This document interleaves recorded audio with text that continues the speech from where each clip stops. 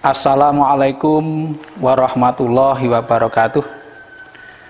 Alhamdulillah, kita bersyukur kepada Allah yang telah memberikan anugerah hidup yang indah setelah menikah. Kemudian kita doakan saudara-saudara kita yang belum dan masih punya harapan agar diberikan jalan yang mudah menempuh pernikahan itu. Jabir bin Abdullah, salah seorang sahabat Rasulullah, menceritakan ada seorang laki-laki datang kepada Rasulullah melaporkan tentang keadaan anak gadis yatim yang dalam pemeliharaannya, di mana ada dua orang laki-laki yang berminat meminang gadis yatim ini. Yang menggelisahkan orang tersebut adalah karena pilihan gadis ini berbeda dengan pilihannya. Anak gadis ini lebih memilih pria yang lebih miskin dari dua orang itu. Padahal si laki-laki ini menghendaki agar gadis yatim itu memilih laki-laki yang meminang, itu yang ekonominya lebih mapan. Tapi ternyata pilihan perempuan dengan pilihan laki-laki itu berbeda. Sebagaimana sering kita jumpai bahwa pilihan anak dengan pilihan orang tua itu juga sering berbeda. Ada pandangan yang berbeda. Nah, mendengar keluhan ini, kemudian Rasulullah Shallallahu Alaihi Wasallam bersabda, "Lam yuro lil mutahabini mithlan nikah." Kamu belum pernah melihat sesuatu yang menambah kecintaan orang-orang yang saling mencintai, laki-laki dan perempuan, dibandingkan dengan menikah. Jadi Rasulullah Shallallahu Alaihi Wasallam agaknya sangat memahami psikologi anak perempuan. Jadi memang bagi kaum wanita yang namanya cinta itu ya lebih dari segalanya.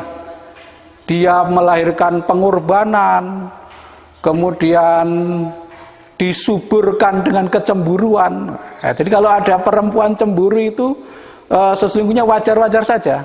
Itu dalam rangka menyuburkan cinta. Dan menyuburkan cinta itu yang paling utama adalah dengan menikah itu.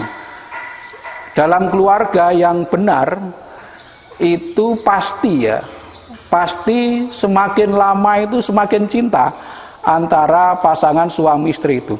Sehingga bagi wanita, cinta sejati itu akan melahirkan sikap-sikap yang positif, perilaku-perilaku yang produktif, sehingga hidup bersama menjadi lebih berarti. Jadi kita jangan mengabaikan persoalan ini sampai kemudian rela mengorbankan segalanya itu demi cinta. Memang persoalan cinta itu ibarat lakon yang romantis, pelaku utamanya adalah wanita meskipun sutradaranya adalah pria gitu. Itu yang sering terjadi. Nah, itulah sebabnya harus ada kompromi antara orang tua dengan anak muda. Sehingga orang tua pun meskipun punya kewenangan untuk menentukan anaknya itu dijodohkan kepada siapa, tetapi tidak boleh sewenang-wenang. Harus menghargai pendapat anak itu. Bahkan dalam hal ini, anak yatim yang dalam pemeliharaan pun itu oleh Nabi diperintahkan supaya dimintai pendapatnya. Si pemelihara tidak boleh sewenang-wenang. Bahkan dalam Kejadian bukan anak yatim ya, tapi anak gadis itu datang kepada Rasulullah bertanya, ayahku sudah memilihkan jodoh untukku, bolehkah saya berpendapat tentang pilihan ayah saya? Rasulullah mengatakan, iya, kamu diberi kebebasan untuk berpendapat atas pilihan orang tuamu. Kamu boleh setuju, kamu boleh tidak setuju gitu. Nah, ini kan luar biasa. Islam itu memberikan penghargaan atas pilihan jalan hidup masa depan itu secara wajar, secara proporsional. Nah, gadis itu yang lapor kepada Rasulullah itu akhirnya mengatakan, saya setuju dengan pilihan orang tuaku. Saya sampaikan kepada engkau ya Rasulullah, supaya di kemudian hari kalau ada perempuan yang tidak sepakat dengan pilihan orang tuanya, itu tidak dianggap sebagai durhaka. Nah, saudara sekalian yang berbahagia, dalam kehidupan sehari-hari, termasuk di negeri kita itu, yang sering terjadi karena perbedaan pandangan antara anak dengan orang tua, sehingga sering ada pepatah yang dimiringkan ya, atau diplesetkan dalam bahasa Jawa itu, becik ketampe olo ketompo. Nah, yang betul kan harusnya becik ketitik olo ketompo, olo ketoro. Tetapi dalam hal ini orang tua yang mungkin pemikirannya masih pemikiran sangat duniawi, itu sering merepotkan anak gadisnya. Karena tadi becik ketampe olo ketompo. Anak pemuda yang baik hanya karena ekonominya belum mapan itu ditolak. Yang diterima adalah anak yang kelihatannya ekonominya mapan, meskipun itu hanya milik orang tua, akhlaknya belum jelas, itu diterima. Nah, ini kan nanti menjadikan masa depan anaknya itu menjadi tidak jelas. Nah, oleh karena itu penting bagi orang tua itu jangan sewenang-wenang dengan pilihannya. Sebaiknya semuanya itu serba dimusyawarahkan. Jadi berdasarkan pandangan Nabi tadi, bahwa pilihan anak gadis yatim tadi itu sangat dihargai ya. Sangat dihargai, bahwa sekarang itu masih miskin tidak masalah, tetapi dengan menikah maka cinta antara keduanya akan semakin subur. Kalau cintanya itu semakin subur, akan membuat hidup itu menjadi makmur. Bahkan dalam kasus Jabir bin Abdullah yang pernah menyampaikan kepada Nabi bahwa dia telah menikah dengan janda. Nah, itu dikritik oleh Nabi. Kenapa tidak kamu pilih yang gadis, yang kamu bisa bersenang-senang dengan dia? Tapi dia mengatakan, soalnya saya itu punya saudara perempuan. Nanti kalau saya memilih perempuan yang belum pengalaman, itu nanti bisa terjadi konflik di antara istriku dengan saudara-saudaraku. Nah, tapi Jabir memang ada alasan mengapa memilih janda bukan gadis. Tapi setelah kejadian ini, Rasulullah bersabda yang sangat terkenal itu, tungkahul mar'atu li arba'in, li maliha, li jamaliha, li hasabiha, walidiniha. Terus Nabi mengatakan, fadfar bidatidin taribat yadaka. Perempuan itu dinikahi karena 4 perkara. Karena hartanya, karena kecantikannya, karena keturunannya, dan karena agamanya. Lalu Nabi menyarankan, tentukan pilihan karena agamanya. Sebab dengan memilih karena agamanya itu, kamu akan dipenuhi dengan banyak keberuntungan. Nah, saudara sekalian yang saya hormati, ini menarik sabda Nabi itu, harta, kecantikan, keturunan, baru agama. Mengapa agama itu ditempatkan yang terakhir? itu bukan karena tidak penting. Justru harapannya agama itu menghimpun keempat perkara dalam memilih calon istri itu.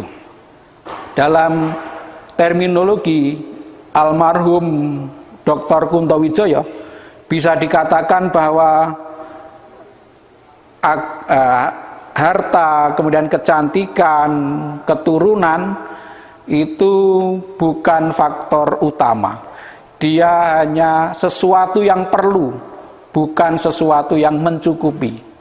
Jadi sesuatu yang memang harus ada. Perlu itu kan ya fardu. Fardu itu harus ada. Jadi wajar orang itu kalau milih calon istri ya yang cantik, yang kaya, keturunan baik-baik gitu. Tetapi itu belum mencukupi. Jadi sekaya apapun, secantik apapun, kemudian keturunan orang baik apapun, itu belum sesuatu yang mencukupi.